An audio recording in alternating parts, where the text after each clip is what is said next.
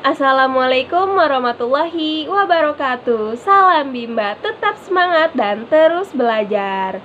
Di sini saya akan menjawab pertanyaan yang terdapat pada tugas video 5. Pertanyaan yang pertama ialah, apa yang dimaksud dengan bermain sambil belajar? Yang dimaksud dengan bermain sambil belajar ialah kegiatan yang dilakukan sepenuhnya bermain, yaitu dengan melakukan permainan yang konstruktif atau bertahap dan edukatif, yaitu yang terdapat kurikulumnya. Dengan kegiatan ini, kita dapat melakukan permainan dengan lagu Bimba, modul Bimba, dan bahasa Bimba. Tujuannya agar apa? Agar suasana dan proses belajarnya aman dan nyaman. Selain itu, tujuannya agar tumbuh minat baca dan tumbuh minat belajarnya pada anak, sehingga proses belajarnya pun tidak akan membosankan dan akan selalu menyenangkan. Lalu pertanyaan yang kedua ialah, jelaskan mengenai metode Bimba. Metode Bimba ialah kegiatan atau proses belajar yang dilakukan agar anak senang dan minat dalam belajar. Dalam metode Bimba terdapat 3 metode utama, yaitu fun learning, small step system, dan individual system.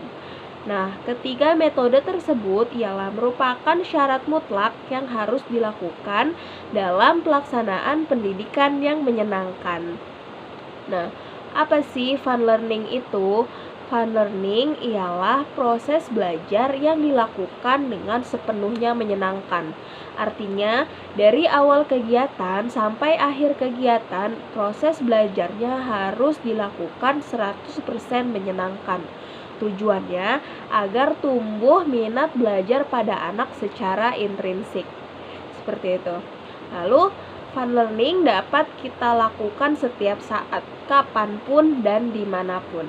Fun learning juga harus dirasakan terlebih dahulu kepada anak-anak, bukan kepada kita sebagai orang dewasa. Nah, mengapa harus fun learning? Karena agar proses belajarnya menyenangkan, seperti itu. Nah, bagaimana agar tercapai fun learning, yaitu dengan small step system.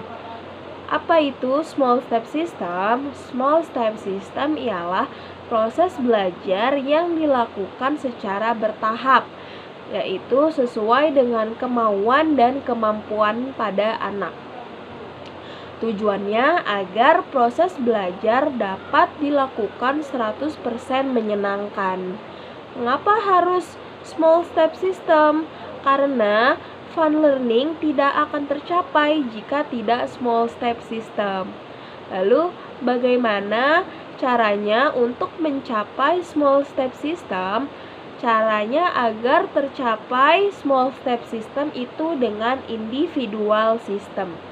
Apa itu individual system? Individual system ialah proses belajar yang berpusat pada anak sebagai subjek belajarnya. Artinya, anak bebas melakukan kegiatan apapun yang ingin dilakukan.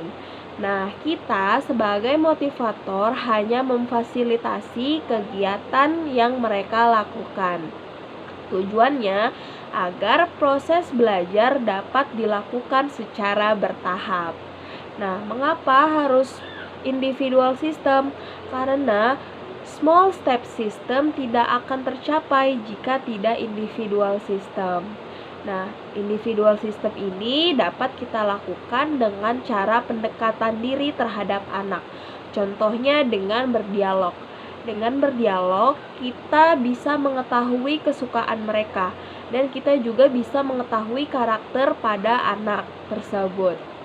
Selain itu, kita juga bisa mencari tahu kepada orang tuanya, kepada orang tua anak. Dengan kita mencari tahu, dengan kita berdialog, maka kita bisa mengetahui kesukaan mereka dan kita bisa memahami karakter mereka. Seperti itu. Demikian jawaban yang dapat saya sampaikan. Kurang lebihnya mohon maaf. Wassalamualaikum warahmatullahi wabarakatuh.